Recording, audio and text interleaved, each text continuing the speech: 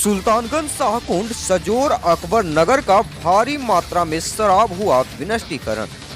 तो नमस्कार, आप देख रहे हैं 24 इंडिया न्यूज और मैं हूं आपके साथ रुद्रांश आनंद। और बात करते हैं पूरी खबर से। सुल्तानगंज थाना में भारी मात्रा में 4 थाना का शराब विनष्टीकरण। सुल्तानगंज थाना परिसर में उत्पाद विभाग के द्वारा 4 थाना का भारी मात्रा में विनष्टीकरण किया गया।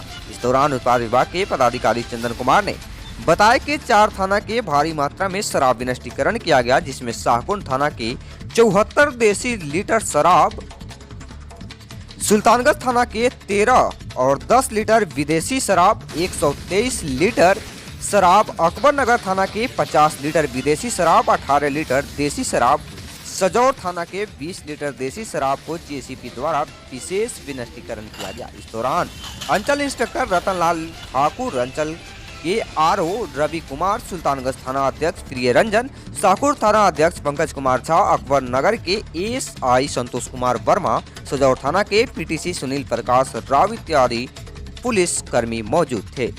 भागलपुर बिहार से भरत पोदार की रिपोर्ट।